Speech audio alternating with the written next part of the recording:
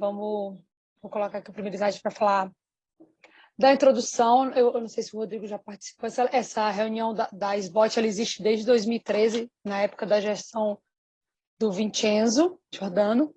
E a gente fazia presencial na SBOT e a gente levava casos para discutir sobre um tema premeditado, ainda é assim. E com a pandemia, ela virou online e ganhou cada vez um quórum maior, fica gravado no SBOT EAD. Muita gente me procura depois para ver que não consegue ver no dia. E tem uma troca muito boa. A gente fala um pouco das nossas dificuldades com imagem e vocês falam um pouco o que esperam da imagem. Então, a gente atende atleta com uma certa frequência, tem time de futebol, atleta de outras áreas também. E a gente tem algumas dificuldades que a gente quer compartilhar aqui. E, às vezes, o colega questiona coisas que a gente também tem dificuldade de... E a gente quer mostrar para vocês, às vezes, que é difícil também. Principalmente porque o atleta tem uma pressão um pouco maior, que é voltar para a atividade, né? Então fica aquela pressão em cima do colega que está atendendo o atleta e da gente, para aquela imagem resolver, e ela não resolve às vezes.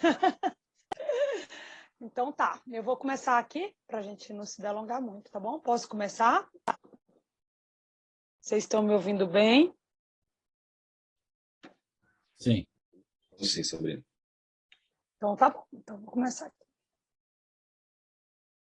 Minimizar aqui qualquer coisa. Rodrigo, Daniel, a gente vai apresentando e a gente faz uns times para parar, para discutir com vocês, enfim. Se quiser interromper também, é uma conversa, não é uma aula, é mais para... A gente explana um pouco, porque o grupo de pessoas é muito heterogêneo, então tem desde residente a ortopedista, a radiologista, às vezes entra até fisioterapeuta também, de outras áreas que mexem com o esporte.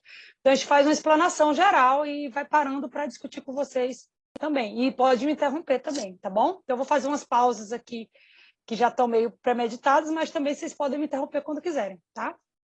Então vamos lá. Eu estou compartilhando, vocês estão vendo o primeiro slide? Sim. Sim. Tá. Então a gente sabe que o osso ele tem um equilíbrio entre formação e reabsorção pelos osteoblastos e osteoclastos. E na fratura por estresse ocorre, na verdade, no exercício intenso já tem um certo desequilíbrio, onde a reabsorção óssea ela predomina em relação à formação óssea. E isso torna, quando esse exercício é muito intenso, o osso mais vulnerável a sofrer microdanos, microfraturas, que são vistas muitas vezes na ressonância, como a gente vai ver alguns casinhos aqui, como edema, e que são também chamados de reações ao estresse. Então, assim, elas normalmente são desencadeadas ou por um número repetitivo de movimentos sobre uma determinada região, jogando essa balança para o lado da direita, ou quando uma região é trabalhada, uma região do corpo é trabalhada de forma errônea, né, um calçado errado, e como a gente vai ver lá para frente, que também aumenta essa reabsorção em relação à formação. Na verdade, na literatura, elas são divididas em duas, que são as fraturas de fadiga, que são as estresses verdadeiramente, né, que é o estresse no osso normal, como essa aqui no metatarso, que é super comum, e as fraturas de insuficiência, que é uma carga, às vezes, até comum, normal, num osso com densidade óssea reduzida. Mas acaba que quando a gente fala de estresse, naturalmente a gente pensa mais nas fraturas de fadiga. Quando é fratura de insuficiência, a gente acaba indo direto para o termo insuficiência, quando o osso é osteopênico assim. Ela é super comum, é o nosso dia a dia, né? Eu não passo uma semana sem ver uma, duas, três ou mais fraturas por estresse. E é comum em atletas, corredores, militares, dançarinos, mas em qualquer pessoa que resolve fazer uma atividade que está fora da sua rotina. Lembrar que todos os ossos do corpo estão sujeitos à fratura por estresse. Então, depende do tipo de atividade que aquela pessoa exerce. Ela predomina nos membros inferiores porque são os membros que têm aquela carga de sustentação. Mas esporte que envolve membro superior, como ginástica olímpica, tênis, beisebol, podem determinar a fratura por estresse em membro superior. E, por exemplo, golfe, jogadores de golfe e remadores podem ter, inclusive, fraturas de estresse em arcos costais.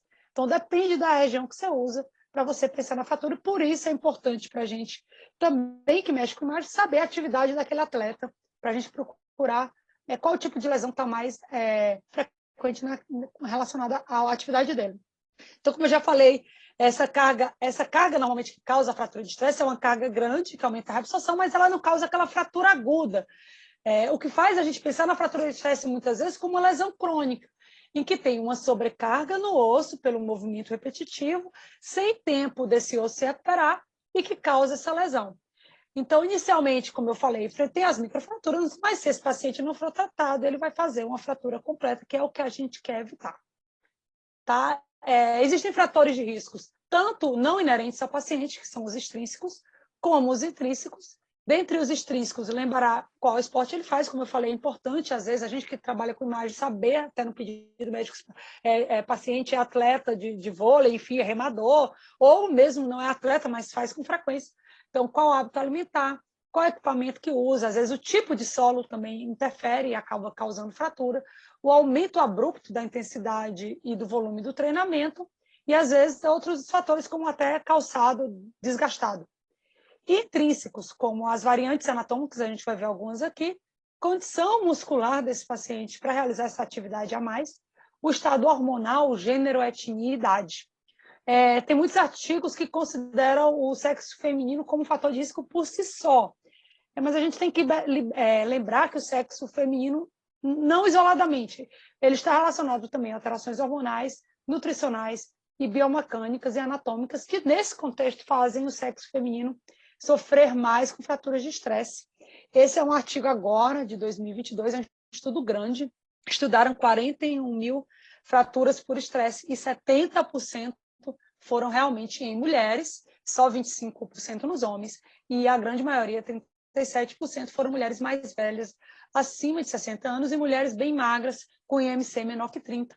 Então, a conclusão é que as fraturas de estresse são mais comuns realmente em mulheres e com IMC baixo. E os locais mais comuns são metatarso e tíbia, e uma grande porcentagem dessas mulheres teve fratura no metatarso, no pé. Tá? E lembrar nas mulheres da famosa tríade do atleta, que é um sofrimento da mulher atleta, que são os distúrbios alimentares, que culminam com a baixa energia, o baixo rendimento dessa atleta, as alterações menstruais e a redução da densidade óssea. Eu queria saber da experiência de vocês, se de fato vocês têm um tratamento diferente em relação à atleta mulher, o que vocês veem no dia a dia como fatores causadores dessas lesões, enfim. Posso falar primeiro? Fala, Duarte. Eu acho que você abordou muito bem, Sabrina. Assim, primeiro, o osso ele não é mais considerado só uma estrutura de locomoção e de sustentação, né? Ele é um tecido extremamente vascularizado, né? E ele sofre um turnover, né? Então, quando a gente fala de Lady-Wolff lá atrás, né? Que eram as características do osso, né? Mas hoje ele tem também toda essa parte, né? De servir como um banco, né, para o cálcio, né? Então, ele vai fazer um turnover entre osteoclasto e osteoblasto, né? E hoje eu acho que a pedra angular, no que você abordou muito bem, quando a gente está falando de reação de estresse, é o déficit energético, né? Então, assim, como o nosso sistema cardiovascular ele se adapta, né? Como o sistema neuroendócrino também se adapta, né? O sistema musculoesquelético também se adapta, né? Eu não vou aprofundar muito, porque eu acho que a gente ainda vai ter muita coisa para falar, né? Mas você falando de tríade da mulher atleta levanta exatamente esse assunto, né? Então, o que a gente observa é que quando a gente tem um pareamento por déficit energético, déficit nutricional, distúrbios alimentares, a gente começa a ver uma maior frequência nesse tipo de população, né? Então, os fatores extrínsecos, eles têm importância, mas... E é exatamente o que a gente vê, né? Por exemplo, eu sou militar, eu vejo muitas mulheres, quando começam um treinamento básico militar, né, principalmente aquelas ou tem um IMC muito baixo, ou aquela que não tem um condicionamento físico adequado. E aí você começa com um treinamento muito pesado, né? Então, eu acho que é o modelo mais clássico, né, que a gente fala em cima disso. Mas eu acho que você abordou com muita qualidade e eu acho que é exatamente esse ponto. Queria ouvir um pouco o Daniel, que ele também tem uma experiência boa, e aí a gente poder depois avançar mais nisso. Eu acho que o Roberto foi muito feliz na colocação dele. Eu dou essa aula de fratura por estresse na SBOT desde 2017, se não me engano, e ela é muito parecida com o que você apresentou aí agora. O entendimento do metabolismo ósseo, de você ter osteoclastos e osteoblastos num equilíbrio, e em algum momento você quebra a sua homeostase, você não consegue acompanhar a tua produção óssea a uma velocidade que você tem a destruição de osso. Isso é super importante ter um entendimento disso. Uma coisa que me chamou a atenção nesse estudo recente que você me mostrou, grande parte 37% das fraturas em mulheres mais velhas, né, maior que 60 anos. Talvez a gente esteja falando de fratura por insuficiência nessa população e não em fratura por estresse. Isso é extremamente difícil da gente diferenciar em algumas situações. Inclusive para tratar, assim, a gente tem um entendimento claro do que é uma fratura por estresse, o que é uma fratura por insuficiência. Uma coisa que também tem que ser chamada a atenção a grande parte dos estudos feitos em fratura por estresse, elas eram em populações militares. Então, durante muito tempo, assim, décadas, a gente levava isso para a população geral, que é o que o Rodar está falando. Eu trabalho no HCE também, então sou civil, né, sou professor lá, então a gente tem esse acompanhamento. Qual é o perfil de paciente que a gente vê? É o médico, que é aquele cara sedentário, gordinho, que um belo dia engajou na carreira militar e aí ele resolve sair correndo que nem um louco. E esses caras abrem um quadro de fratura por estresse. E quando a gente olha essa população militar, a gente tinha uma informação talvez super viciada, assim. Esses estudos eles mostravam que a grande maioria das fraturas por estresse aconteciam no pé, né? Quando isso foi levado para a população geral, a gente viu que isso não era uma verdade.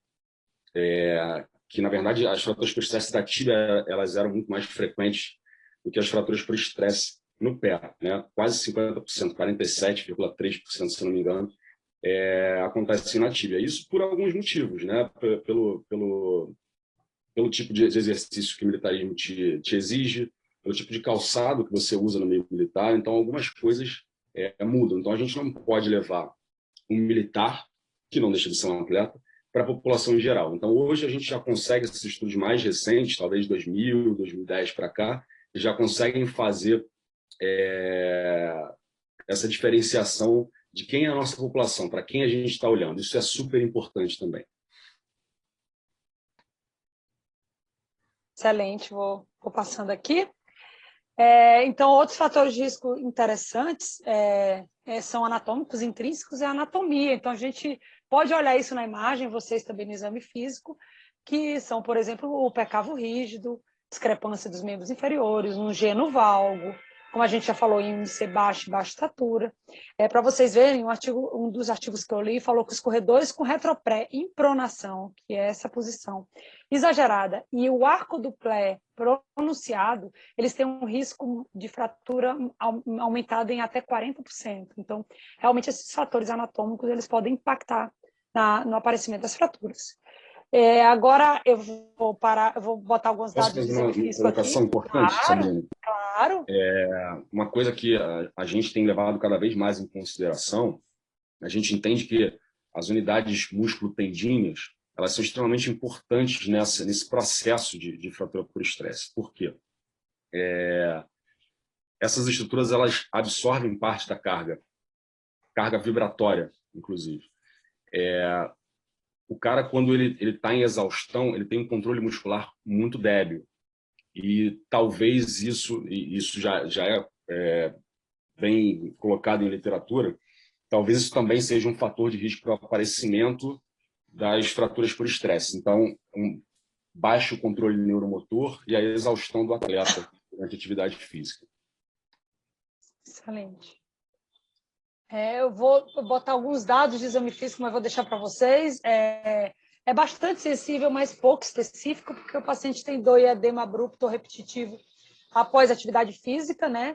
Sem intervalos suficientes para descansar. Então, normalmente eles falam que a dor melhora com repouso e permite que eles continuem. Normalmente eles insistem, né? Esses atletas. Eu tenho vários colegas viciados em esporte, corrida, que insistem. Então, com a manutenção da atividade, a lesão acaba progredindo e aí sim chega uma dor que acaba limitando a prática. pela quantidade de fraturas de estresse que eu pego na ressonância com outras queixas, eu deduzo que não é tão fácil, a não ser que o cara seja um atleta, mas numa cidade que ama o esporte como Rio de Janeiro, eu acho que é difícil vocês pensarem nisso com frequência. Eu queria até entender quando que faz, vocês têm algo que faz pensar mais ou menos, talvez a história da atividade fora do comum, enfim. Não, e você levantou uma coisa muito interessante, Sabrina. Assim, o déficit em termos de diagnóstico, né, ele demora 42 dias, em média, nos estudos que tentam associar sintomas e imagem, né? Então, a média é 42 dias. Então, assim, mesmo quando você tem alta suspeição, né, é um atleta, corredor, que faz corrida, né, que você já tem uma suspeição. Só que, do outro lado, também, o atleta, ele tem um ponto, né, que ele, assim, se perguntar para qualquer atleta, se ele tem dor, ele vai falar que algum grau de dor ele tem. Sim. Fora que eles Então, têm vários estiramentos musculares, né? A gente atende atleta. Exato, exato. Então, assim, o que a gente sempre fala, né, que é importante, né, a suspeição, ela tem que ser, no caso da reação de estresse, ela tem que ser, você tem que ter um alto nível de suspeição, né? Então, e um conceito que eu acho que você está trazendo à luz nessa discussão, que é importante, né, que a imagem, ela é fundamental. É uma das patologias que você muda a história natural. Se você deixar para chegar lá nos graus de Frederickson, né, que a gente vai discutir provavelmente mais lá na frente, ou de Kieran-Miller, né, que é clínica com imagem, a gente vai fazer diagnósticos só lá na fase quando a gente já está pensando lá no grau 3, no grau 4, e aí a gente já passou um momento que a biologia ainda era muito bom. Então, eu acho que isso daí, a gente não vai aprofundar agora, mas é esse o aspecto. A tua suspensão tem que estar extremamente elevada, né? Principalmente em quem faz atividade esportiva, e pelo tipo de esporte que ele faz. Sim. Eu acho que quando a gente pensa em dor na perna no atleta, Sabrina, a gente tem que pensar num diagnóstico sindrômico, na verdade. Então, você tem que, frente a um caso de dor na perna no atleta, abrir um espectro de possibilidades diagnósticas, onde as três principais são a fratura por estresse, a síndrome do estresse medial da tíbia e a síndrome compartimental crônica, que talvez seja um dos diagnósticos mais difíceis dentro da ortopedia, porque a gente não tem uma imagem que te entregue o diagnóstico fechado. A gente precisa medir a pressão intracompartimental e isso é extremamente difícil de fazer, a gente não tem subsídio para fazer isso hoje. Então, acaba sendo um diagnóstico de exclusão. Outros diagnósticos possíveis, né, claudicações de dores vascular, compressões neurológicas, doenças da coluna lombar, elas entram em diagnóstico diferencial, mas pensou em dor na perna do atleta, a gente tem que pensar com uma síndrome, com esses três diagnósticos principais. E a partir dali a gente começar a investigar. Excelente. Não sei se vocês usam muito, mas vários artigos falam do teste da corda, que você põe um paciente para pular na perna só, enfim, eu não sei o tanto que ele ajuda na clínica. Acho que isso é mais teórico do que prático, né? Teoricamente, você tem que aterrissar com o calcanhar. É super difícil de você fazer isso com um atleta e reproduzir, né? Você pode fazer isso também com diapasão, teoricamente. É bem difícil. Eu acho que é mais a palpação no local da dor dele ali que vai te orientar uma hipótese diagnóstica. Excelente. Agora vamos falar um pouco da imagem. O raio-x acaba sendo teoricamente fácil, no Rio a gente brinca que é mais difícil fazer raio-x que ressonância, né? Mas, no geral, ele é um método de fácil acesso e tem a vantagem de ter o baixo custo. Mas, para isso, ele é muito ruim, ele tem a sensibilidade de 10% no início, e as alterações acabam sendo muito tardias, 2 a 4 semanas no início, o que retarda o diagnóstico. Então, no início, a gente vai ver uma área lucente sutil ou uma esclerosezinha, espessamento periosteal muito tênue. Pode ter uma diminuição da densidade cortical, até aparecer, igual aqui, ó, no quinto metatarso, uma delicada linha de fratura.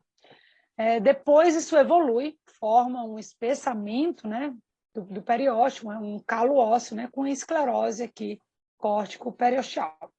Acaba sendo um exame inicial, mas muitas vezes negativo, e acaba que vai muitas vezes para a ressonância. O outro método seria a tomografia, é mais usada neste caso de suspeita de fratura por estresse quando existe alguma contraindicação para a ressonância, a gente pode fazer uso da ATC. Ela tem uma excelente especificidade quando existe, como a gente está vendo aqui, ó, um tracinho cortical anterior. Então, a gente achou esse tracinho, ela ajuda a fechar o diagnóstico. Inclusive, tem vários artigos mostrando que tem situações que a reação periosteal é tão absurda que a gente tem isso em artigo até, que vários pacientes foram referenciados para um centro oncológico ortopédico como suspeita de câncer, enfim. E quando chegava lá, era fratura de estresse, e vários desses tiveram um diagnóstico fechado porque saíram da ressonância, fizeram TC e achavam o tracinho. Então, a TC ajuda quando ela vê o tracinho de fratura. Lembrando que, nas fraturas em gerais, fraturas que a gente tem traço cortical, a TC é o melhor método para a gente ver as pontes ósseas e a consolidação. A ressonância permanece por mais tempo ali, o paciente às vezes já tem sinais de consolidação na TC e a gente continua vendo edema e um tracinho de hipossinal na ressonância. E outro fator, uma frase que eu queria que vocês guardassem, porque eu trouxe um caso para mostrar isso, é que tem situações que a lesão é tão quiescente, tão crônica, a lesão por estresse, que a ressonância não vê o edema. E aí, se tiver só um tracinho cortical, e é esse caso aqui, que eu vou mostrar mais na frente, pelo baixo turnover, a ressonância não vai ter edema e a cintilografia não captaria. Então, nesses casos, a TC pode ajudar muito. E eu trouxe, inclusive, um caso da gente aqui para mostrar. Existe um mito, que sempre que eu posso, eu tento tirar ele da cabeça das pessoas, que a ressonância é para partes moles e que a TC é para osso. Eles têm duas funções que se complementam muitas vezes. Não raro, a gente tira o paciente de um método e leva para outro, tá? Não raro, a gente pega na ressonância e traz para a TC e vice-versa. E a TC ela tem a vantagem de ver traços corticais, eu vou mostrar aqui exemplos. Ela pode não identificar a lesão quando ela está só na medula, ela não é boa para ver lesão medular.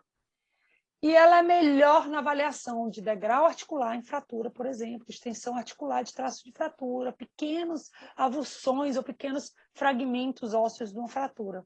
E eu trouxe aqui um exemplo, esse paciente tinha um tumor aqui na linha intertrocantérica, e a TC era praticamente normal, tá? Então isso mostra como a ressonância vê muito bem a alteração medular, e por isso que ela é o exame de escolha para reações por estresse, porque muitas vezes a gente só vai ver um edema medular. Só que ele fez uma fratura por estresse que na ressonância não aparecia muito bem. Você vê que o tracinho cortical não era tão visto. E a TC via muito bem esse tracinho cortical. Então, acho que esse caso ele ilustra bem o que cada método tem de melhor. A ressonância vê medula óssea muito bem, mas a TC vê traço cortical muito bem. Então, não raro, a gente pode tirar um paciente da ressonância que tem lesão por estresse, ou às vezes pode estar em dúvida se é infecção ou tumor, não raro, são diferenciais importantes, e botar na TC para ver se a gente identifica o tracinho cortical, que ajuda a fechar o diagnóstico. A cintilografia é um método com muita sensibilidade. Então, assim, a remodelação óssea vai captar, mas ela não tem uma especificidade tão boa. Então, muitas vezes, não consegue fazer o diferencial tão bom entre fraturas de estresse e os outros diagnósticos. As alterações de imagem também são precoces, 3 a 5 dias após o início do sintoma. E, como eu falei, o radiofármaco ele vai se concentrar lá naquela área de microfratura pela maior remodelação com a formação do calo ósseo. A ressonância é realmente o melhor método para fratura de estresse. Ela é o mais sensível e mais específico. E ela aparece muito cedo, 1 a 2 dias após o início dos sintomas, a gente já vai ver o edema do osso e das partes moles adjacentes. Ela consegue separar o dano medular, cortical, endosteal, periosteal, e ela permite graduar as lesões, como a gente vai ver, quanto à sua gravidade, para tentar, assim, estabelecer um prognóstico, que é a pressão que a gente sofre, né? Tanto o colega assistente, médico do esporte, ortopedista, como o radiologista, de acompanhar aquele exame na expectativa que melhore logo, né? Para o atleta voltar. E ela tem acessibilidade igual até superior, com a vantagem dela ser muito mais específica em relação à cintilografia. Então, a gente vai procurar um edema intramedular, que é um dos primeiros sinais, um edema do endósteo ali, a remodelação óssea. E um achado que eu queria frisar aqui desse artigo, que é interessante, é que esses achados de ressonância eles podem durar até 6 meses depois do diagnóstico pela maturação e remodelação do osso. Então, às vezes, fica naquela pressão de 1 mês faz exame, o atleta está bem e quer jogar. e a gente continua vendo o edema lá, e com o atleta completamente assintomático. E essa é uma aflição que eu não sei se vocês sofrem muito, mas a gente acaba sofrendo na tabela os exames de atleta.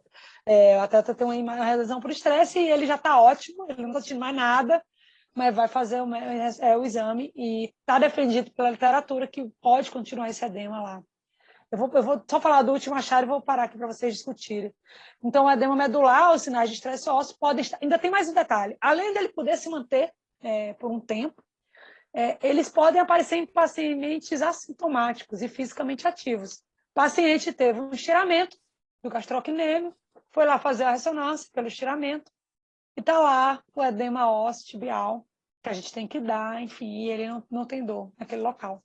E aí eu queria dividir esse problema com vocês, não sei se vocês já passaram por essa situação, enfim.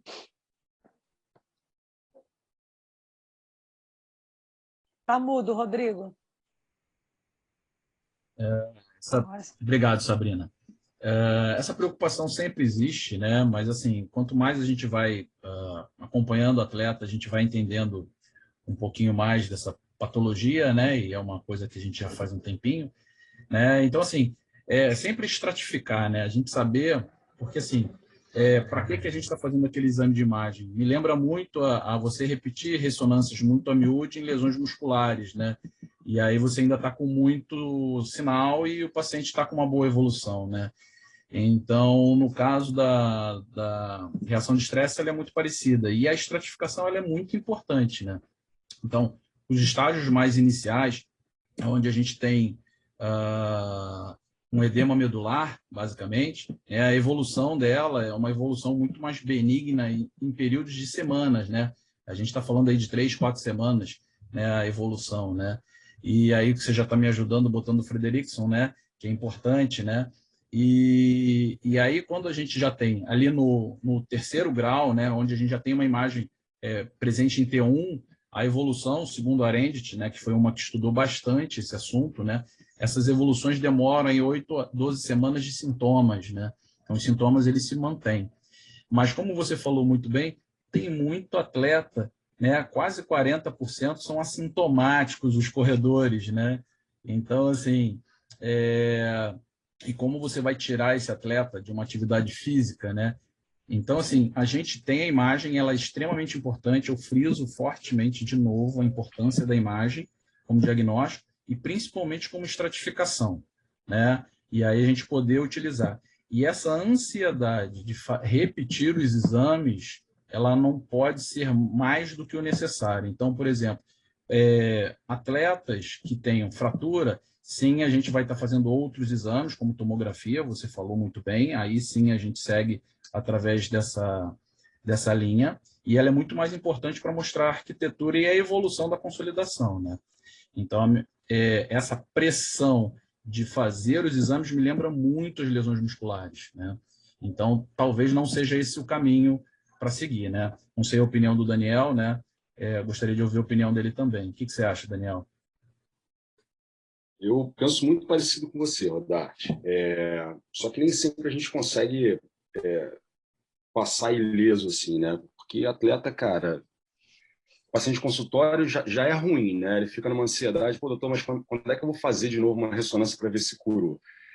E o atleta mais ainda, né, cara? Porque ele tem uma pressão de retorno à atividade, né? Então, isso também é difícil para a gente determinar em que momento ele está bem clinicamente, em que momento eu reintroduzo esse atleta ao esporte. Porque se eu optei por tratar conservador, provavelmente, quando esse cara estiver assintomático e a gente fizer uma imagem, a imagem vai estar lá. Vai ter um edema ósseo, vai ter alguma coisa. Isso não só para as fraturas por estresse, né? A gente vê isso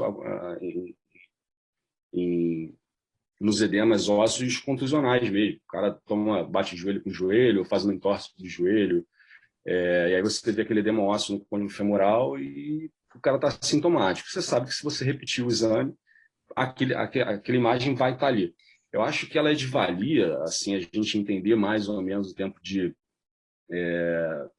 reparo ali, é de valia para a gente começar a progredir com um pouquinho mais de segurança, para fazer um controle disso, e entender se esse edema ósseo não progrediu. Acho que isso faz sentido.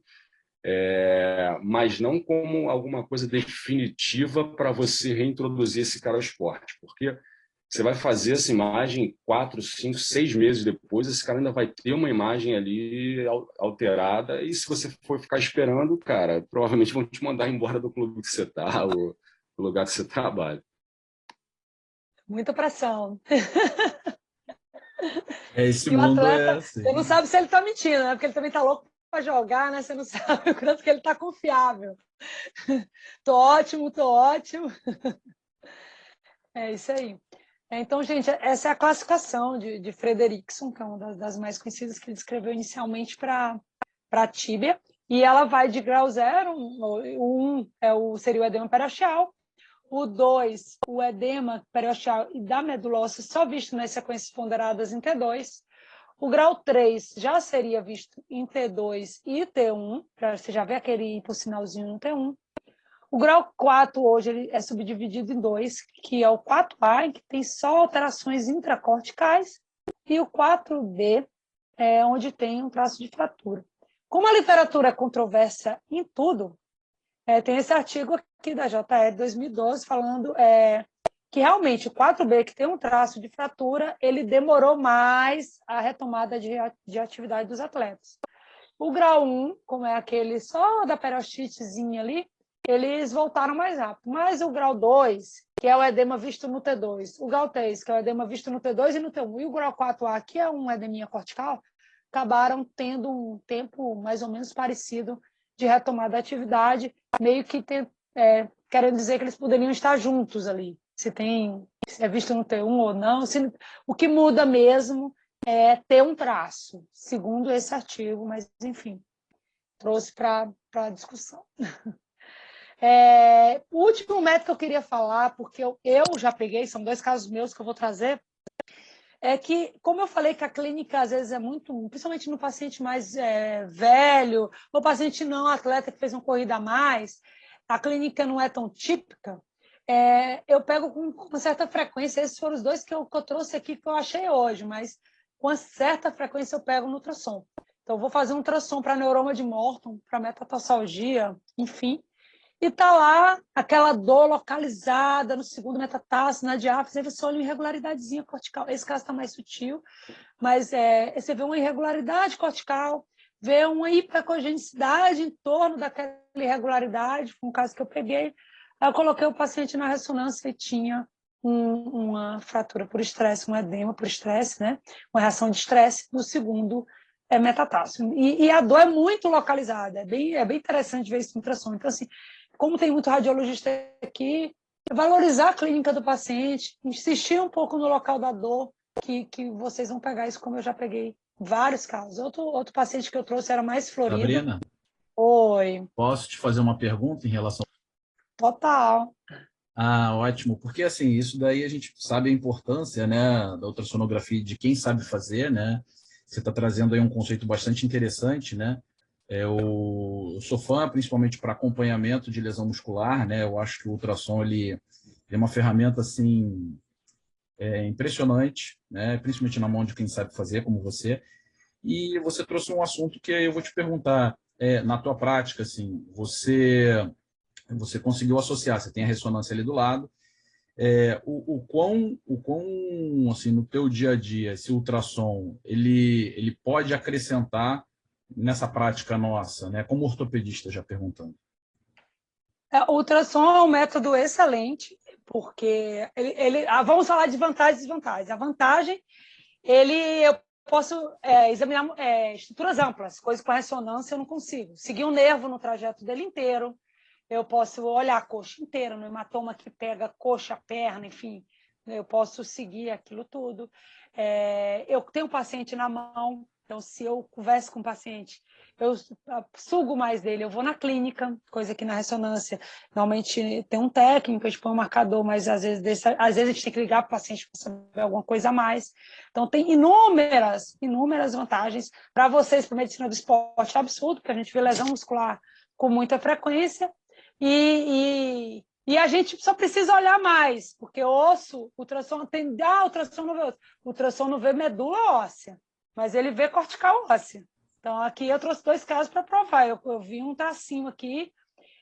Obviamente, eu falei que tinha irregularidade cortical e sugeri fazer uma ressonância, que é um método de escolha. Mas eu resolvi o problema do paciente, que é o que precisa ser feito.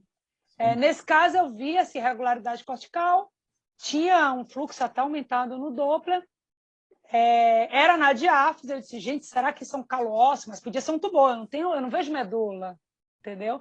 Mas eu resolvo o problema do paciente, que é o que é importante. Então, assim, para osso, para essa situação de fratura por estresse, normalmente eu acho que ele pode ser importante, porque os pacientes muitas vezes não têm clínica típica. Então, eles vão para a clínica com outra queixa.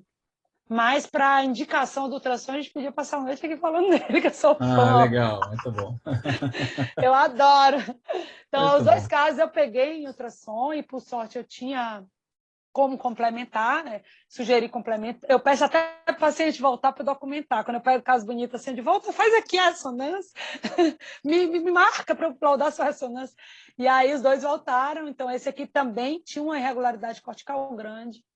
Era na diáfise. Então, para diferenciar de uma artrite, por exemplo, você vê que essa irregularidade é a mesma coisa que a gente vê aqui na ressonância. Não era na articulação, era na diáfise do metatarso. E tinha uma dor ali localizada. Eu sugeri fazer a ressonância e a gente consegue ver na ressonância exatamente o que a gente vê no ultrassom. Essa irregularidade cortical aqui, esse edema, exatamente esse aumento de fluxo aqui no entorno. E aqui na ressonância, a gente vê o calo ósseo já, e que no raio-x já era um caso mais crônico. Então, mais para trazer para essa ideia, né, que a gente tem que valorizar o paciente e olhar ele como um todo, tá bom? Não sei se eu respondi. Não, respondeu sim. Eu acho que a gente tem que levantar esse assunto da ultrassonografia de uma forma geral, porque, na verdade, ela sempre ficou muito no ostracismo, né? E aí a gente percebe a importância de você ter uma resposta para o treinador, né? Logo do lado, né? Por exemplo, uma lesão muscular, você faz um diagnóstico muito rápido e você já pode dizer, está fora do jogo ou está dentro do jogo, né? Eu acho que para time tem que ter um aparelho, alguém bom. E além de você dar essas respostas rápidas, inclusive, se você olhar talvez uma fratura, não, aqui tem uma fratura, vai fazer outro método. Tem uma irregularidade cortical, até para isso você pode ajudar lá na beira de campo, vamos dizer assim. Não, essa dor aqui, tem essa irregularidade, vai para outro método. Então é só olhar e vai ver, né? E agora eu trouxe alguns casos aqui que são meus também, que eu achei interessante de discutir. Esse paciente veio para controlar um tumor que ele tinha colocado, estava aqui já com enxerto. E aí, como às vezes são sutis e como os pacientes chegam com outras queixas, são muitos casos de fraturas por estresse que não são em atletics, elas são vistas assim, na pilha do exame. Então, esse caso aqui, eu vi esse edema aqui, eu vou passar o videozinho, está meio rápido, eu vi esse edema numa região de metáfase, fiquei olhando, nossa, esse edema está estranho, mas não está clássico de nada. Eu repeti, que é o T1, você vê que o edema tinha um sinalzinho aqui, no T1, né, que é trefe, mas era região metafisária, posteromedial da tíbia. Fiquei com aquilo, disse, o que eu falo aqui? Dei descritivo que tinha um edema, achei inespecífico, mas que não podia descartar uma alteração por estresse. Aqui é o axial, o edema grita mais, você vê que aqui, vou passar aqui, já passou a articulação, né, na região metafisária. Você vê, inclusive, que acho que me chamou mais a atenção olhar o entorno. Então, tinha um edema ósseo, tinha edema de partes moles no entorno. Eu descrevi que tinha esse edema, que não podia descartar uma alteração por estresse, e o paciente voltou, tá? Deixa eu mudar aqui o slide. Eu estou me habituando com videozinhos hoje, esse modelo de videozinho, então vocês perdoem, eu acho que é melhor de mostrar assim do que mostrar um slide solto. E com um mês de diferença entre um exame e outro, olha o que a gente tem. Fez um tracinho de fratura aqui.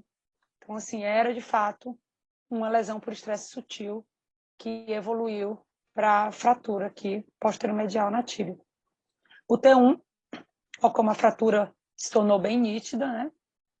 E eu trouxe exatamente para isso, para a gente Quando a gente faz muito exame, quem já tem experiência, você olha para um lugar, póstero medial, metafisário da tíbia, eu vou descrever isso aqui e enfim, é melhor e às vezes é isso. Obviamente não é todo edema que a gente acha que é lesão por estresse, mas a localização, tudo vai... Tem um edema em torno, tudo isso contribui. O controle mostrou que de fato era uma lesão por estresse, tá bom? E aqui... Sabrina, pode parar. Na primeira, quando esse paciente procurou a primeira vez, aquela primeira imagem que você mostrou, o que te levou a pensar numa fratura por estresse e não numa alteração mecânica desse paciente? Eu digo, enfim, uma sobrecarga mecânica por um joelho mais varo do que normal, por alguma outra coisa parecida? Então, a sobrecarga mecânica, ela normalmente é subcondral. Ela não vai ser metafisária. A fratura por estresse, ela gosta muito dessa região, ou diáfise ou metadiáfise.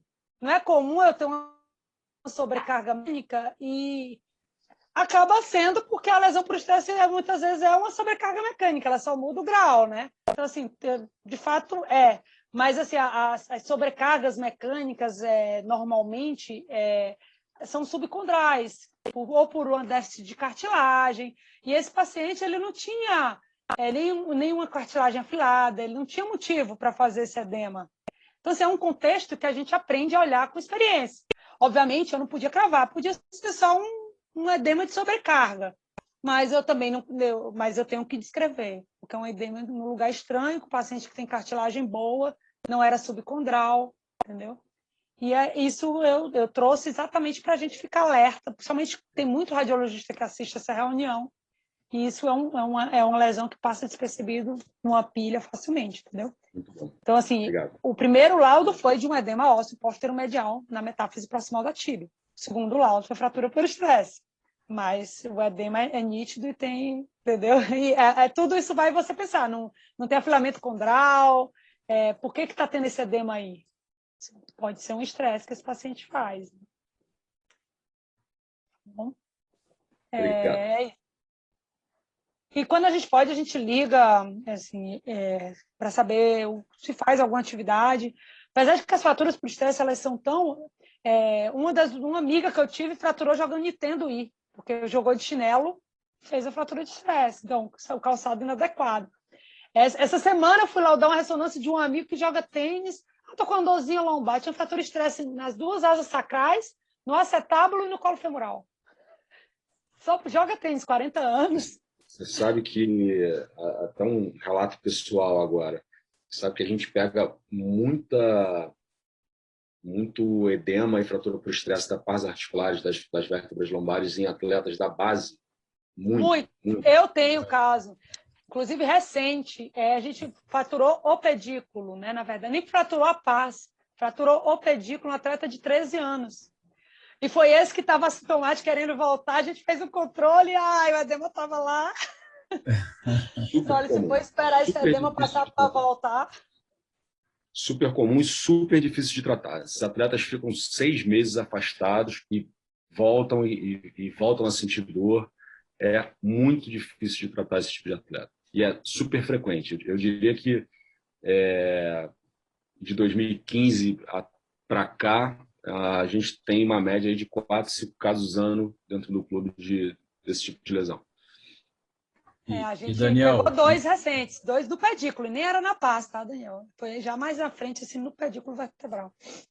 E Daniel e Sabrina, eu acho isso daí extremamente importante, porque quanto mais cedo você pega, e eu acho que esse detalhe que você está dando, de pegar o diagnóstico mais cedo, né, porque às vezes ele vem por outro motivo, né?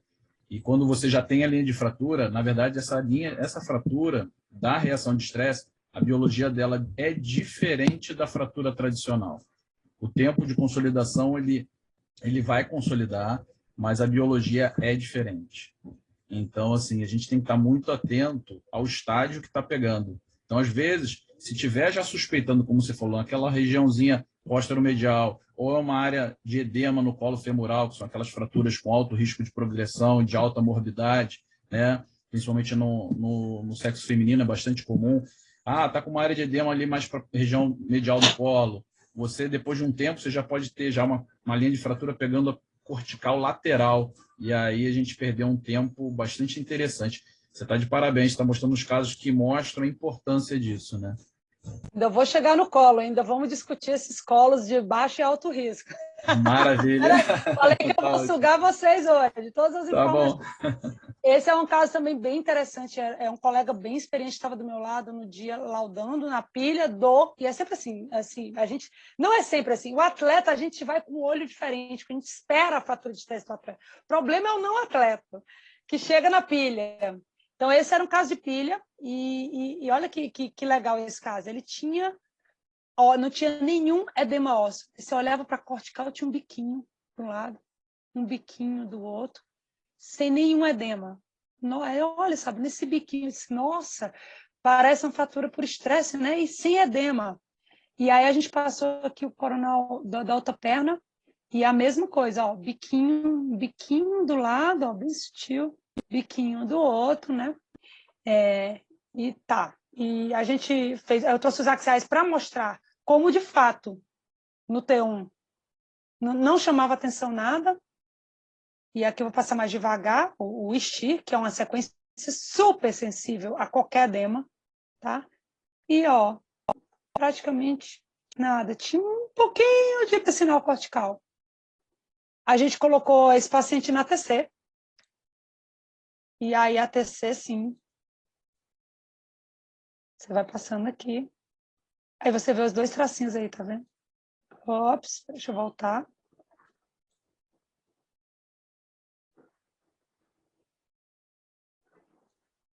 Dois tracinhos corticais anteriores. Você olha aqui como ficou bonitinho, assim, radiologista odeia 3D, tá? Mas esse ficou bonitinho, porque a gente está muito acostumado a ver, ter uma visão axial, mas esse ficou muito legal, que mostrou bem aqui a fratura tibial. E aí eu tinha falado mais cedo exatamente isso, que a TC ajuda em casos que são meio quiescentes, que não tem muito edema ósseo, e esses casos vão ter cintilo negativa. E às vezes a ressonância é muito sutil. Então, esse caso, como foi muito bem visto pelo colega no dia, e a gente botou na TC e apareceu muito, muito nítido aqui o tracinho de fratura. Eu não sei se o fato de... Até uma dúvida que eu fiquei, porque aí é um Frederickson 4B, mas não tem edema nenhum, talvez em processo de cicatrização, não sei, assim, porque muitos deles vêm para a gente com... Esse é um paciente com dor crônica, era o que tinha, entendeu? E eu não sei se o fato de não ter esse turnover, não ter esse edema muda, mesmo tendo... E, detalhe, a gente ainda vai discutir fratura de alto risco, lembrar que aí é a cortical anterior da tíbia, que a gente ainda vai mostrar mais na frente, que eu trouxe algumas fraturas de alto risco para discutir com você, mas eu queria saber de vocês. Traço de fratura, cortical anterior, mas fato de não ter edema ósseo, enfim, muda alguma coisa para vocês? Olha, esse tipo de paciente é o paciente que a gente tem que estar bastante atento, né? Porque, assim, provavelmente ele não devia ter muita dor, né? Ele não tem edema, então ele não está numa fase aguda, né? E ele tem um traço de fratura, né? Numa região que, se fratura, é uma região pessimamente vascularizada, né? Então, esse terço, né, do médio para distal, né, da tíbia, ele é muito mal vascularizado. Então, ele recebe uma nutrícia da tíbia e ele só dá um ramo recorrente para baixo. Então, essa é uma que, se a gente deixar sem o tratamento, né, ela pode acabar completando a fratura e ser péssimo para a evolução, né? Então, você fez um diagnóstico aí brilhante, né? E, em princípio, né, ele era atleta, qual é a história dele? Dor crônica nas pernas, dor.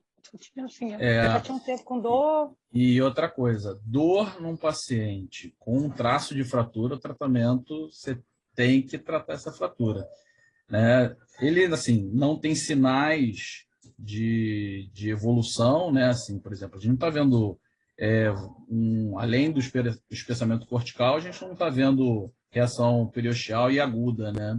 Nada, né? Um tracinho cortical, bem sutil, que fez essa barriguinha aqui, que dá para ver até no 3D, mas bem sutil. Né? Só se você vê que não tem periostite, se não tem nada, que chama muita atenção, né? E ele tem a sorte que a fíbula está íntegra, né? Então, ou seja, está distribuindo essa tensão na fíbula também. Então, mas em algum momento isso vai falhar, né? Provavelmente, né? Então, pelo menos o tratamento conservador poderia ser uma opção, uma pessoa que não fosse atleta de alto rendimento, mas se fosse um atleta, eu fixaria profilaticamente esse paciente, né? Porque é uma evolução que pode continuar acontecendo, né? Ainda mais por essa região. Não sei qual é a opinião do Daniel, mas eu separaria, assim, se fosse um paciente sem ser atleta, né? Que eu acho que é o caso, aí tentaria o tratamento conservador, porque aí eu acho que a gente dá tempo para evoluir melhor essa fratura, né? E se fosse um atleta de alto rendimento, eu profilaticamente eu fixaria. Caso super incomum, né? Talvez esse cara você até pudesse ter alguma suspeição pelo exame clínico dele, porque isso aí devia ter alguma tumoraçãozinha. A crista ulcerativa ela é super subcutânea, né? Então, se pudesse ter alguma suspeita de diagnóstica no exame físico dele, mas um caso super incomum. Talvez eu até atropele algumas coisas aqui, mas assim, falando de classificação, né? Você falou que talvez seja um Fredrickson 4B não convencional, né? Eu concordo com você, assim, mas eu não curto muito, para ser sincero, as classificações de Fredrickson e Arendt Griffiths, assim. Eu acho que ela faz sentido você diferenciar, entender o prognóstico ali de afastamento desse atleta, mas eu acho que a gente tem mudado a forma de tratar essas fraturas por estresse cada vez mais. Eu acho que a gente está cada vez mais agressivos no tratamento das fraturas por estresse de uma forma geral em atleta.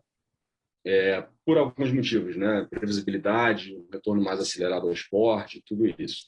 Então, na minha cabeça, faz mais sentido a gente entender o que é uma fratura de alto e de baixo risco que você estava falando.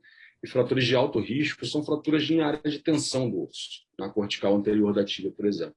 Então, talvez, como o Roberto falou, esse paciente evoluísse de uma forma menos favorável do que um paciente que tem uma lesão pós-medial. Então, talvez tem que ter muito feeling. Eu acho que isso é menos livro e mais feeling também. Você sentir quem é o paciente que você está lidando, se é um cara de fato atleta, se é um cara mais gordinho, qual é a expectativa dele, para você começar a pensar no seu tratamento. Mas eu ficaria com um tratamento cirúrgico realmente na manga, assim, por um caso atípico como esse. Excelente. Vou passar aqui que ainda tem... Então, assim, só para fazer um aparato, porque, como eu falei, o grupo é heterogêneo.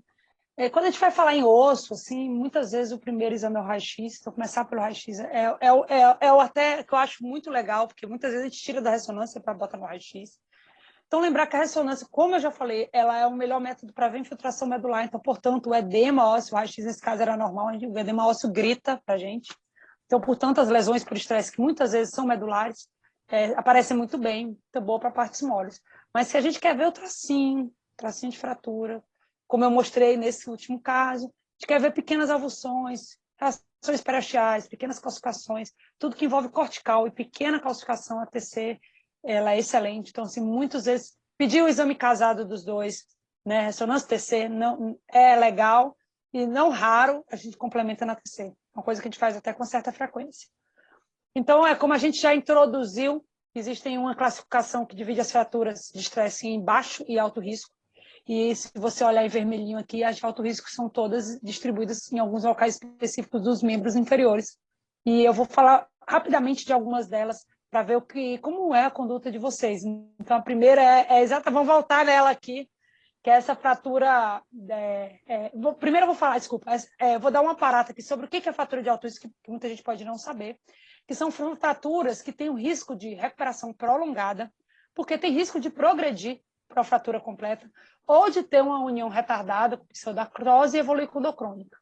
Normalmente, elas são em região de carga contração máxima, que tem fluxo sanguíneo diminuído, como a gente falou ali da tíbia anterior, e que tem potencial para cicatrizar mal.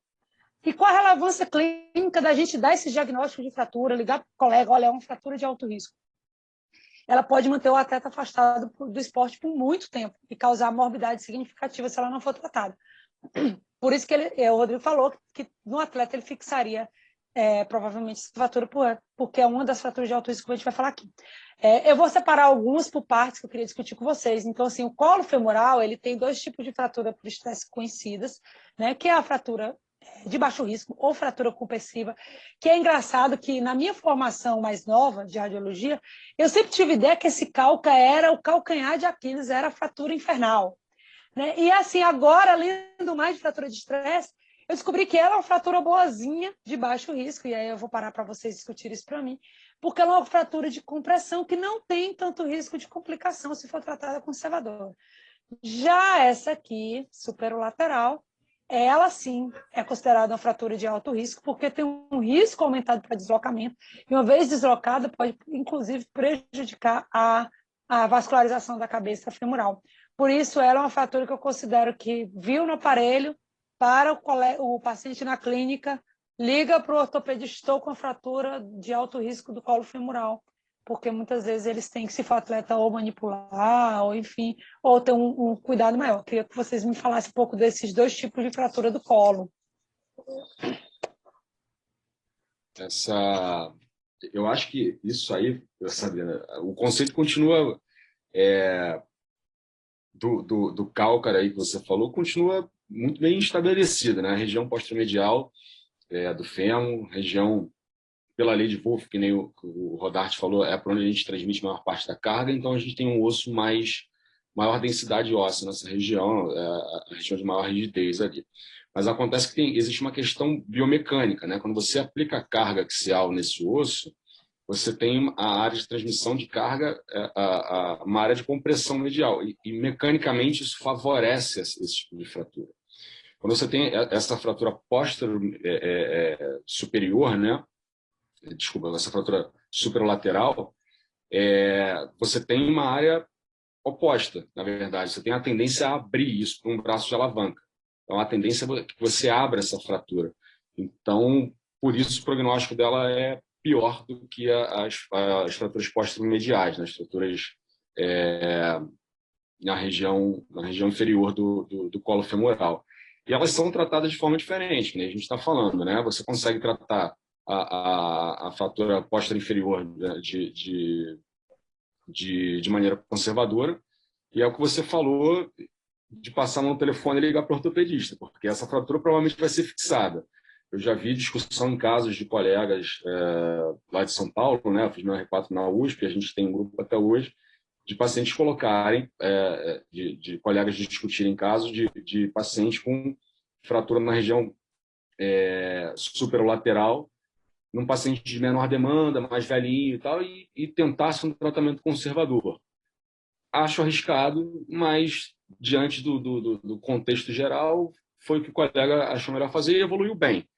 Mas, de uma forma geral, não evolui bem. Eu prefiro, talvez, ser um pouco mais agressivo nesse tipo de fratura. Então, assim, elas funcionam de uma forma diferente e ninguém quer ter uma fratura de colo na mão, né? Então, é melhor você tratar isso aí enquanto você pode, eventualmente, tratar com parafuso canulado e salvar essa cabeça, do que você, de fato, completar uma fratura de colo aí e ter que partir para uma artroplastia eventual. Tá, eu só queria entender uma coisa. Vi essa fratura. Posso virar para o paciente, olha, o senhor tem uma fraturinha, o senhor volta na consulta com o seu ortopedista, que ele vai vir te fazer carga e tal. Vi essa fratura, parei o paciente na clínica, ligo para o colega, é uma fratura superolateral, vou ligar para o seu médico. É isso que vocês têm como diferença entre elas duas, só para deixar claro, porque tem muito radiologista aqui, eu acho que é legal. Eu concordo com o que o Daniel falou, né, Sabrina? E assim, eu acho que esse entendimento exatamente dessa fratura, a gente tem que parar e botar uma lupa nela, né? Porque, na verdade, onde você tem a zona de tensão, né, e o fêmur, ele é excentricamente carregado, né? Então, a tendência dessa, quando tem a fratura na cortical lateral, né, ela tem um alto potencial de progressão e um alto risco de desviar se ela continuar progredindo, né? O que chama muita atenção é que a viabilidade dessa, quando se completa, ela ainda é pior do que a fratura do colo tradicional, né? Então, os poucos estudos que tem sobre isso, né, nesses que tem fratura de estresse do colo femoral, apenas mais de 60% das pessoas não atingem o nível funcional esperado uma vez fixando ou fazendo o tratamento adequado. Então, assim, e colo do fêmur, ele tem uma vascularização terminal, apesar dele ter muita colateral ali, com os anéis, né, extracapsulares, né, a gente tem uma epifisária lateral que funciona bem, né, mas nessa região o comprometimento é complicado. Então, assim, eu particularmente, se fosse no meu quadril, você fazendo o meu exame, se você ligasse para o meu ortopedista, eu ia ficar bastante satisfeito, principalmente se fosse essa da região de tensão, tá? Bom, vamos prosseguir aqui. Eu vou citar só algumas fraturas de alto risco, só para vocês falarem. Porque é um conceito que eu acho interessante, porque o Frederico, até quando você vai ler o artigo, ele não faz essa diferença. Então, eu acho isso muito importante. Eu fui achar em artigos mais ortopédicos esses tipos de fratura na tíbia. A tíbia é o lugar que mais fratura por estresse, e a gente já conversou sobre isso. Mas a fratura comum por estresse da tíbia é a fratura póstero-medial, tida como fratura por compressão. Mas existe um tipo de fratura na tíbia que corresponde a 5 a 15% das fraturas de estresse da tíbia, que é aquela que eu mostrei para vocês de cortical anterior, que é uma região, como vocês falaram, sob tensão, porque a contratura muscular posterior meio que faz tensão nessa área, né, sob tensão da musculatura posterior, e vulnerável, porque não tem uma vascularização boa. Então, ela tem risco de completar, de deslocar, e de uma união tardia e de uma pseudartrose. Então, é isso, né? Porque muita gente não tem esse conhecimento. Né? É isso, Sabrina. Eu acho que você trouxe um caso, acho que foi brilhante. Quando a gente conversou, né? Apesar da fíbula íntegra, eu até botei um outro conceito, né? Mas um osso excentricamente carregado e com traço de fratura. E, um detalhe, com dor. Paciente com dor, continuou com dor, pode... não, está consolidando, estou na dúvida. E no osso excentricamente carregado, a gente tem que ficar preocupado. Então é isso. Essa é outra fratura que implica em você ligar para o colega, porque é uma fratura que chama de alto risco. A anterior, a póstero-medial da tíbia, é uma fratura que fica com frequência, que é a mais comum. E aí a literatura chama de dread black line, que é a terrível linha negra, que é esse tracinho de fratura anterior que eu estou refrisando, porque muito radiologista não tem ciência dessa diferença. Acho que tudo é um pacote só de lesão por estresse. Eu não sei se os ortopedistas... Acho que na ortopedista é bem mais estabelecido. Então, que é uma fratura que realmente tem muito risco, então você tem que dar mais atenção para ela, não deixar lá na pilha, viu no aparelho, fala para o colega, principalmente se for um atleta, né? Como você falou, acho que atleta, quando tem essa fratura, vocês acabam, às vezes, fixando, né? Para não ter um conduto de conservadora, né? Não sei se... O que faz você decidir em fixar uma fratura na cortical anterior da tíbia? Olha, como o Daniel falou muito bem, eu acho que assim, não existe uma coisa só de livro, né? Na verdade, você vai sentir muito como é que está a evolução dessa pessoa, qual é a característica dele, condicionamento, quanto tempo isso já teve de evolução, né? Porque para chegar nesse estágio, né, essa linha, né, principalmente acometendo já a cortical, né, ainda mais numa região de tensão, você tende a pensar no tratamento, você se inclina mais ao tratamento cirúrgico, né? Se fosse uma pessoa de maior idade, com baixa demanda, eu acho que você pode dar até, pegou muito precocemente, você pode tentar ainda um tratamento conservador, mas a possibilidade de progressão é muito grande, então você tem que estar vendo esse paciente mais proximamente, então saber se a dor está evoluindo, né? Então, é uma característica para mim, paciente com dor, ele tem esse tipo de lesão, ele vai estar embaixo da avaliação contínua, mas a tendência seria um tratamento cirúrgico. E é uma haste intramedular? O que vocês fazem? Nesse caso, seria uma haste intramedular, né? Na minha opinião. Eu gostaria até de ouvir do Daniel, porque, como o Daniel falou, né? Esse é um caso atípico, né? Esse é o que sai total e até bastante interessante. Parabéns, Sabrina, trazer esse caso, né? Porque isso é discussão de trauma, né? Do trauma do ortopedista do dia a dia, né? E aí eu juntando a medicina do esporte com muita qualidade, né? E aí eu queria ouvir um pouquinho do Daniel, mas eu trataria com marcha intramedular. Então, eu ia até pedir para você voltar essa imagem, mas você acabou passando e falou o que eu ia falar. Você olhar essa imagem te causa um certo desconforto, né? Eu ia falar exatamente do nome disso, a gente chama de Dreaded Black Line. É uma fratura que provavelmente vai evoluir de uma forma desfavorável. Quando você vê uma imagem dessa, você já pensa em ser mais agressivo. Para a gente estar de frente a um atleta, quando a gente pega a literatura ela não define exatamente quando você deve fazer um tratamento conservador ou um tratamento cirúrgico, tá? Ela sugere algumas coisas, vantagens e desvantagens de cada uma, principalmente. O que eu vejo de grande vantagem do tratamento cirúrgico das fraturas por estresse é exatamente o fato de você conseguir ter uma reabilitação mais agressiva desse cara, então você consegue dar porrada nele mais cedo, e você tem uma maior previsibilidade. Então, você imagina que você está com um atleta de alto rendimento na tua mão, com esse tipo de fratura, fala, ó, vou tratar conservador. Aí você fica 3 meses com esse cara parado, esse cara volta para o campo e volta a sentir dor, você olha, tem uma imagem lá de novo. Você perdeu 3 meses de tratamento. É isso que a gente vê. Então, eu acho que isso faz sentido, a gente ser mais agressivo. E, de uma forma geral, eu acho que os ortopedistas do mundo estão ficando mais agressivos. Não que fixem todas as fraturas por estresse em área de tensão, mas mais agressivos do que já foram um dia. Quanto ao tipo de fixação, classicamente a gente sempre fez a haste intramedular e eu acho que eu faria também, provavelmente. Mas eu tive a oportunidade de ver um caso no meu R4 lá na USP, de um atleta que a gente fez uma fixação intramedular e ele não consolidou essa fratura. Ele continuou com muita dor e essa fratura continuou ali.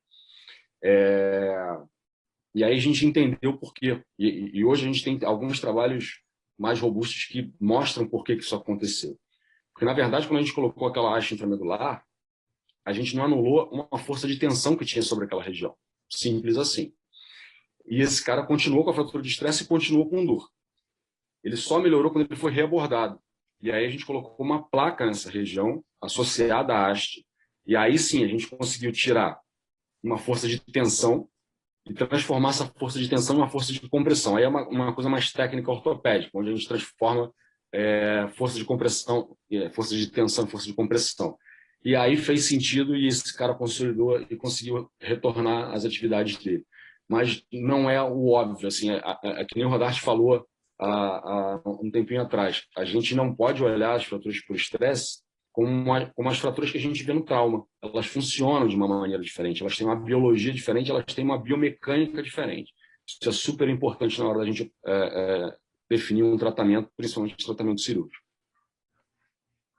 Excelente.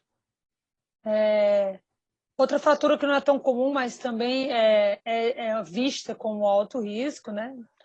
Até li que ela é meio controversa, ela é alto risco ou não, dessa região do maléolo medial, que é a junção do maléolo medial com o plafond medial da tíbia aqui, e esse tracinho vertical é bem característico, principalmente para paciente que salta muito e pisa pronado. Eu não sei se vocês têm experiência com essa fratura, se já tiveram alguma dessas.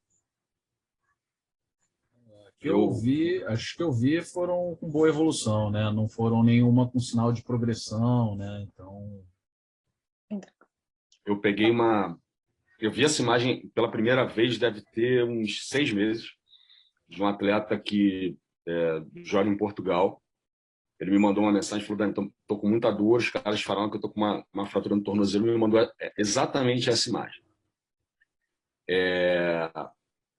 Te confesso que me causou um certo desconforto, porque a minha sensação de que essa fratura ia cisalhar, Rodarte. Então, que ela ia abrir. Sim.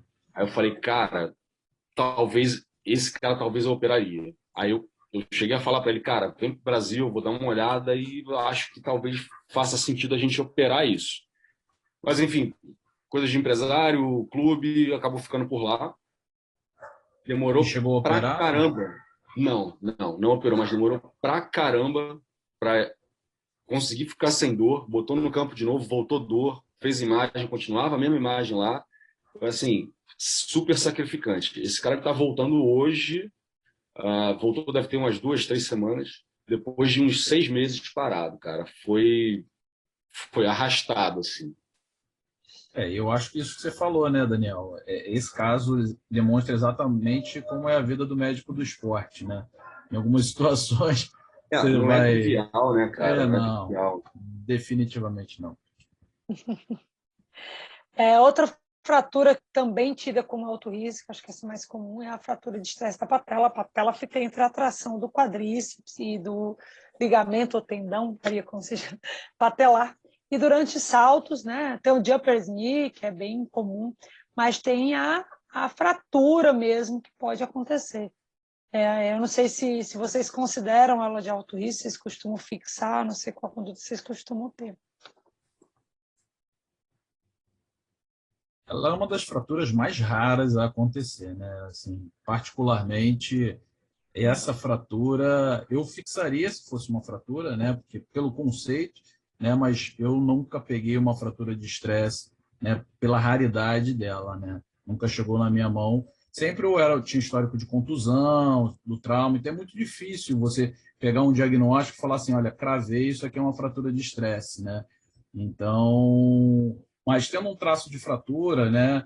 Num atleta, sendo uma região excentricamente carregado com a ação do quadríceps, a gente não dá para tratar conservadoramente, né?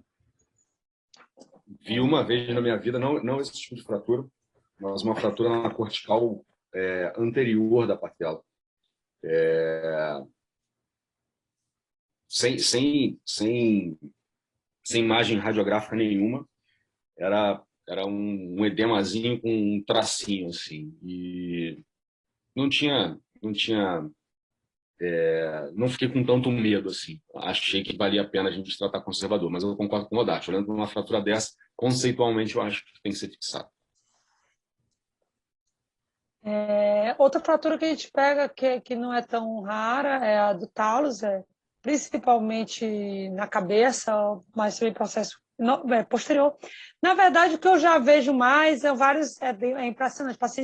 Tem pacientes que fazem várias contusões, na verdade, são traumas, são edemas por estresse mesmo, que você vai olhar, tem um edema no talos, edema no calcâneo, então... Eu não sei se vocês consideram também, eu trouxe de um artigo que considera ela como uma fratura de alto risco, mas inclusive ele falou que ela era meio controversa, não sei se essa questão dessa fratura do colo, da cabeça escalar, ser considerada alto risco, não sei se vocês já tiveram experiência com ela. Nenhuma, nunca vi. Também não vi, mas assim, eu acho que talvez o artigo esteja falando por causa da vascularização do talos, Exatamente né? o que eu pensei, exatamente isso. É uma vascularização bem peculiar, né? E fazer necrose do corpo é complicado, né? Exatamente o que eu pensei, Rodarte. Só faltam mais duas. Outra fratura que foi citada foi essa do navicular, que tem esse tracinho. Tentando mudar. Tem esse tracinho aqui, ela é num lugar bem típico, normalmente em saltador, que pisa equino ali, que faz essa carga aqui do talos em relação aos cuneiformes e acaba fazendo um traço clássico aqui na cortical central, muitas vezes proximal, e que eles têm como de risco, porque é uma região um pouco vascularizada, enfim. Eu não sei se vocês têm experiência com ela, mas trouxe para mostrar e discutir.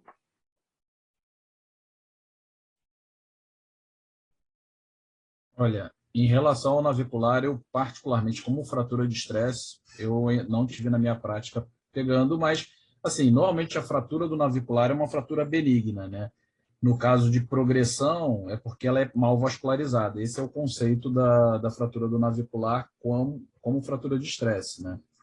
Mas ele normalmente é um osso benigno em termos de tratamento, né? Não tenho experiência alguma com isso. Tranquilo, estamos acabando. E o último que eu vou discutir é o quinto, o método, né? Ele tem três divisões de fraturas, sendo a que a gente vê comum na torção, que é a avulsão da base dele pela inserção do tendão fibular curto, mas também tem a de Jones e a de Stress, que é um pouco da diáfise proximal, por tensão repetitiva aqui nessa região. Muitas vezes a gente não consegue distinguir se é um Jones ou um Stress, E eu queria saber se vocês têm alguma conduta especial com essa fratura, se considera de fato uma fratura de alto risco, enfim. Olha, a fratura de estresse do quinto, ela é considerada de alto risco por causa não só da vascularização, né, que é uma vascularização ruim, mas ele é um osso que, relativamente, você vê essa fratura que você está vendo nessa radiografia, ele é excentricamente carregado ali, naquela região, né? Então, assim, a tendência é não evolui muito bem. Então, como o Daniel já falou com muita qualidade, a gente pensa, quando o atleta, né, a gente não vai ter tempo de botar ele, eu boto numa imobilização, vamos ver, e depois eu retorno ele com sintomas e aí eu boto no centro cirúrgico, né? Então, esse tipo de fratura a gente tende a ser mais cirúrgico mais precocemente, né? Esse daí eu já operei alguns casos e a evolução, assim, me pareceu o pós-operatório um pouco melhor, né, do que eu tentar conservadoramente. Acho que é isso. Assim, experiência pessoal também, a gente teve um caso no outro clube que eu trabalhei, uma imagem dessa, fixada, atleta bem, voltou para o campo, voltou dor, não conseguia performar, fizemos a imagem de novo, estava o parafuso lá e a mesma imagem novamente. Não consolidou? As fraturas não estão querendo consolidar, né? O aspecto inicial era de consolidação até ele voltar para o campo. Ele estava sintomático. Quando reaplicou carga, voltou a dor e apareceu de novo esse tracinho de fratura. A gente reabordou. Até para dar biologia, né? Deu uma fresadinha ali no canal, jogou uns debris ósseos ali naquela região e aí depois ele ficou bem. Mas foi um caso ruim nosso também. Esse cara ficou uns 6 meses sem jogar aí. Não, Daniel, o que você falou, né? A fratura de estresse, eu acho que esse é o conceito. Quando já chegar na fratura, como a gente está vendo aqui, né? A biologia ela é ruim. Ela é diferente de uma fratura tradicional. Da base do quinto, pior ainda, né? Só falando do artigo que eu tinha citado, foi um artigo que pegou 22 casos que foram referenciados para a área de oncologia, né, do hospital como possíveis tumores e que, na verdade, eram fraturas de estresse. E o que eles tiraram de lição aí desse caso é que quando a ressonância tem essa suspeita, porque às vezes pode achar que é um Ewing, tem muita reação paroxial, a TC pode vir ajudar para mostrar o traço lá de fratura. E ajudou em vários casos deles. E a cintilografia não melhorou. E a biópsia, alguns tiveram que acabar indo para a biópsia.